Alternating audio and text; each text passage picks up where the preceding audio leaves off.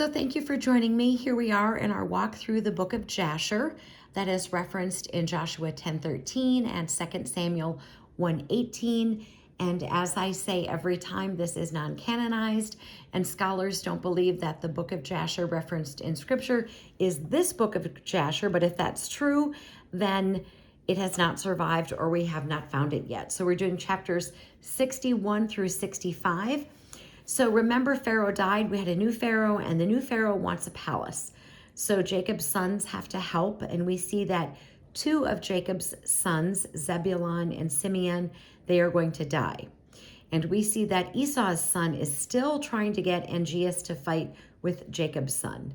And so Angeas agrees, and he probably just wore him down, basically like, quit asking me. But there is a servant of Angeas named Balaam, interesting name, who understands the art of witchcraft. And so Balaam makes these little wax figurines. And Zepho, who is Esau's grandson, he flees Angeas, but he's a really good warrior, and so people hire him to fight their battles. But Zepho lost a heifer. So he finds the heifer in a cave, as well as this half man, half animal creature. Man on the top, animal on the bottom. Probably another reason that this book is non-canonized, but he kills it. And if you remember Jania, remember we had a couple people interested in her as their wife. She is ill. And so there is this special water that helped to heal her along with the soil because the water weighed lighter. And so they build this bridge so she can get to this water easier for bathing and drinking, etc. We see that over several years that many of Jacob's sons will die: Reuben, Dan, Asher, Gad, Issachar. And then we see more fighting. And so Zepho continues to have his battles. We see that more sons of Jacob will die. And then in chapter 63, we see that Levi dies. The last of Joseph's siblings has now passed away, and the Egyptians now take everything that Joseph had given, vineyards, fields, etc. Pharaoh dies. Milal, his son, who's age 20, will reign. Milal will reign for 94 years. And so now all the sons of Jacob, their families, they have to do hard labor. There's more fighting and battles, and there's prayer for deliverance from the army.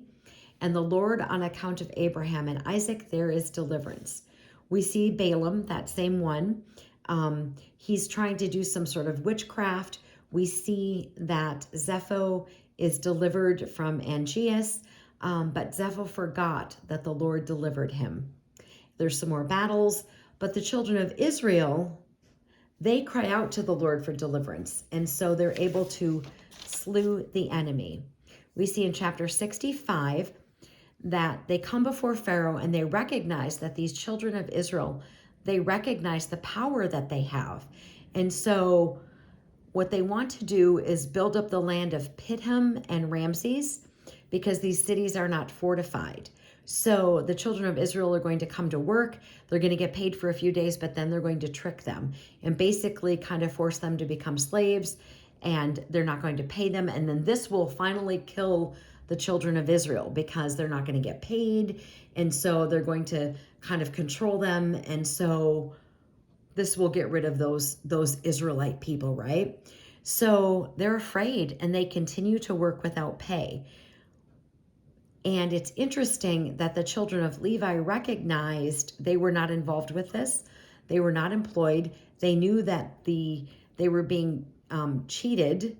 And so the interesting thing is that this was a plot to kill the children of Israel, but instead, the more that they labored, the more that they grew.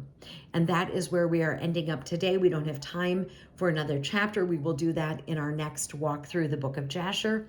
Thank you for joining me today. Armor up, we ride at dawn. May God bless you as always. Have a great day.